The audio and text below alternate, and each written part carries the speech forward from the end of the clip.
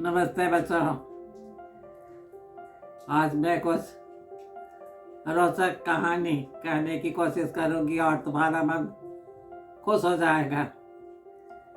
समय तो प्राकृतिक चीज है।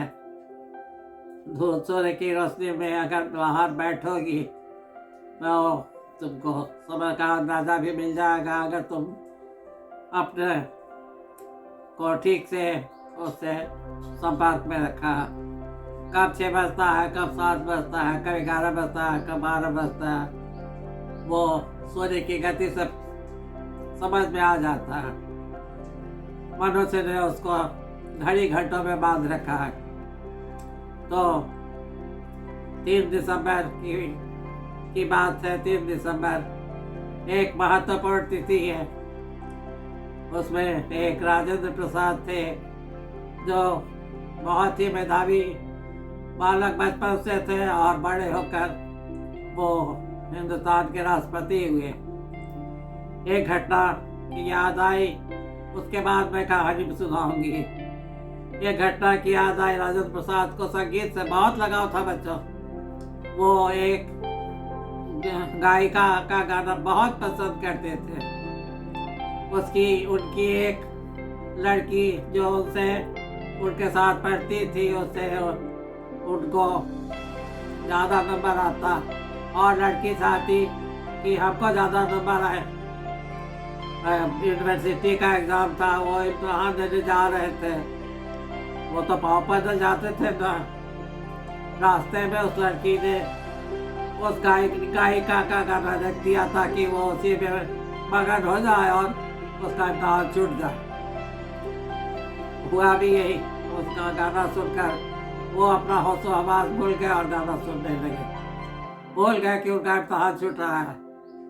उस नर्तकिका की नज़र उस पर पड़ी। अरे राजेंद्र खड़ा है, और उसने अपने गाने के लहजे में ही उनको वो चताया कि तुम यहाँ खड़े हो, तुम्हारा एग्जाम छूट रहा है, तुम जाओ। हाँ, जो स्कॉलर प्यार करता है उसकी बात काटता नहीं है।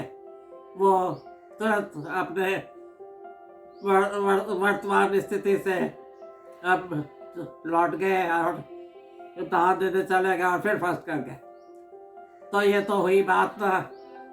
तो आप 3 दिसंबर की एक रोचक घटना का वर्णन करने जा रहे हैं, जिसका व्यक्तित्व तो राजेंद्र प्रसाद की तरह तो नहीं था, लेकिन वो एक महत्वपूर्ण तिथि के दिन तो थी।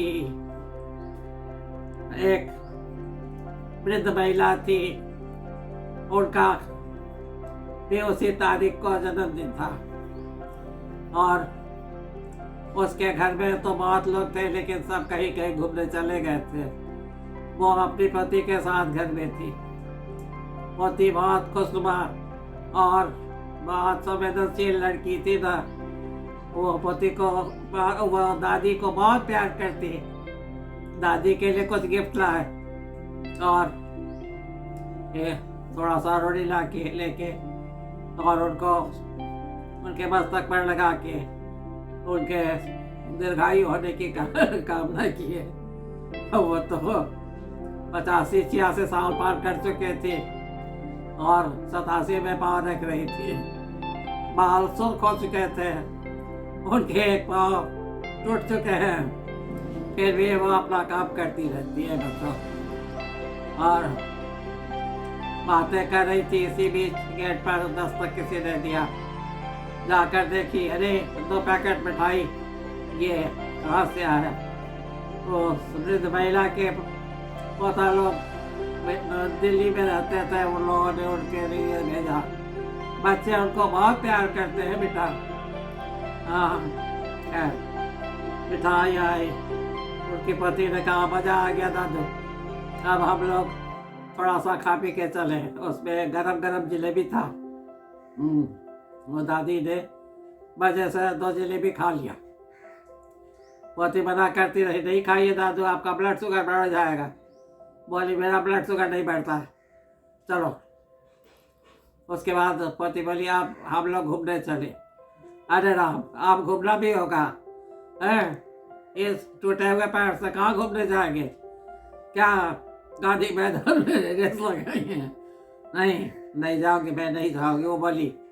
हाँ, लेकिन पोती मारने वाली कहाँ थी? वो उनको अपनी गाड़ी पर बैठाई, वो खुद गाड़ी ड्राइव करती थी ना। हाँ, वो उनको लेके चली गई और घुमाते फिराते वो एक रास्ता पकड़ी। सोचा, दादी ने सोचा अब घूमना खत्म हुआ, अब हम लोग घर जा रहे। तभी वो एक बड़े मकान में अपने गाड़ी को मोड़ा। दादी घबराई कि अरे क्या यहाँ तो कोई दुकान है? कहा क्या है, यहाँ क्यों ले जा रही हो? हम नहीं चल सकेंगे, हमको नहीं ले जाओ। लेकिन वो मानी कहा, बोले कि नहीं चलिए। देखिए, वो जब गेट से अंदर घुसी तब शायद मोबाइल से इतना फोन कर दिया होगा। गाड़ी रुकने के बाद तुरंत व्हील चेयर आ गया और दादी को व्हील चेयर पर बैठा के वो उसको अंदर ले जाने लगी। जब लिफ्ट के पास पहुंची तो एक थोड़े दूर-दराज सज्जन जो बहुत स्मार्ट थे और डार्क रंग का सूट पहने थे, डार्क कॉफी रहा होगा, टाई वही बांधे थे। उन्होंने उनको अभिवादन किया। वो घबराए कि ये सज्जन को तो पहचानते नहीं है, लेकिन उसने कुछ तहकीकात नहीं की और उनके साथ लिफ्ट से ऊपर चली गई। ऊपर जाने के बाद देखा ये तो होटल है। अरे ये होटल में क्यों आए हैं? घर पे तो इतना मिठाई पड़ा हुआ है और हम होटल क्यों आ गए? पोती ने बहुत बड़ा गुलदस्ता भी हाथ में दे रखा था और 2 गुलाब का फूल। हाँ, उस महिला को कुर्सी पर नहीं बैठाया गया, सोफा पर बैठाया वो व्हील चेयर वाला। उसके बाद वहाँ बहुत से सेल्फी लिए गए और वो खुशनुमा माहौल में वहाँ बैठी लुत्फ उठाती रही। तभी उसकी पति ने पूछा, दादू आप कुछ लेंगी? दादू को तो सिंघाड़ा बहुत पसंद है, लेकिन पति बाहर का चीज़ नहीं खाने देती है, खुद तो खाती ही नहीं है। बस सूखी रोटी वो खाती है, वो भी 2 बजे। सुबह में वो कुछ खाती नहीं, खाली फल खा लेती है। हाँ, 1 गिलास दाल जरूर पीती है, थोड़ा घी डाल के। दादू का बनाया। दादू खाना नहीं बनाती है। नहीं, ये नहीं समझे बच्चों कि दादू ने दाल बनाए थे। नहीं, दादू दाल डलती है। घर से क्रूड दाल चीज लाती है, जैसे तरह मूंग, मसूर, रहरिया बने। रहरी नहीं बचा, नहीं बचो रहरिया छोटा छोटा फल होता है जिसको बकला भी कहते हैं। वो नॉर्थ बिहार में बहुत होता है, वहाँ उसका लोग दाल खाता है। वो थोड़ा कड़ा होता है और सब दाल को धर के और वो एक निश्चित अनुपात में मिला के वो अपनी बहू के सुपुर्द कर देती है कि इसका दाल बनवाओ। वो भी 2-4 किलो नहीं बेटा, 20-25 किलो दाल तैयार करती है धीरे धीरे। पैर तो टूटे हुए हैं, हाथ भी टूटा हुआ है, लेकिन हाथ से चला सकती है वो, इसलिए सेंटर टेबल पर रखती है ये चकड़ी और उसी में दाल दर के वो टीना में रखती है। जब टीना भर जाता है तो वो अपने बहू के सुपुर्द कर देती है। तो इस तरह उनके घर में दाल की बहुत है और वो दाल बहुत स्वादिष्ट होता है ना, इसलिए सब लोग जिसको पसंद है एक का दाल पीते हैं, थोड़ा घी डाल। अच्छा चलो, आप तो ये दाल की बात खत्म करते हैं। तो इस तरह वो महिला को तो वो 5 स्टार होटल था बेटा, आते ही उसको तो पता ही नहीं था कि वो 5 स्टार होटल में बैठी है। फिर वहाँ उसको खूब उसने कहा कॉफ़ी पियेंगे। अच्छा, कॉफ़ी आया। कॉफ़ी सफ़ेद कप में था, ये छोटा कप नहीं था, बड़ा कप था और नीचे प्लेट भी था। उस वृद्ध महिला को से कॉफ़ी, चाय या कॉफ़ी सिर्फ कप में पीने में मज़ा नहीं आता है, वो प्लेट चाहती है। प्लेट भी था। चलो, उसके मन के लायक सफ़ेद और ये कप और उसमें खूब झाग वाली कॉफ़ी। उसने उसका लुत्फ़ लिया और पीने के बाद बोली अब तो चलो। खैर वो पेमेंट के लिए गई। वहाँ लोग मैनेजर इतना खुश हुआ उस लड़की को देख के और दादी के साथ कि उसने कहा कि आपको पेमेंट नहीं करना है, अगर और कुछ लेना है तो आप ऑर्डर कर दीजिए। बोले नहीं कुछ नहीं लेना था बोल के वो दादी के पास आई और कही चलिए दादी।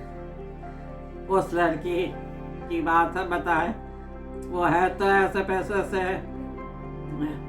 पैसा नौकरी करती है लेकिन देखने में वो स्वीट 16 लगती है और फुर्तीली भी है, योगा करती है ना, इसलिए बहुत फुर्तीली है। खुशनुमा माहौल में रहती है और खुशनुमा लोगों से उसकी जान पहचान भी होती है और उसको वो पसंद भी करती है।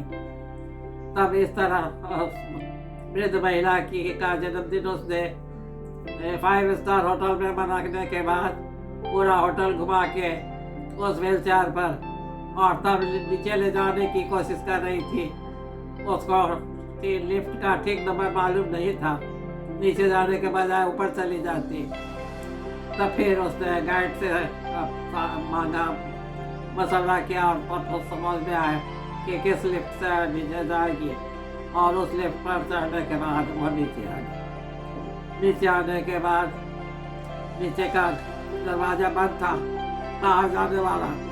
फिर ये दरबार उसको ताबीज़ से खोला और इस तरह वृद्ध महिला बाहर निकली। व्हीलचेयर से वाला उनको गाड़ी में बैठा दिया और गेट बंद करके और बाइज्जत वो अपने होटल में चला गया और उसकी पति अपनी गाड़ी को मोड़ा और घर की ओर जाने के लिए प्रस्थान कर दिया। इस तरह वृद्ध महिला घर पहुंच गई। बच्चों, ये खुशनुमा माहौल जो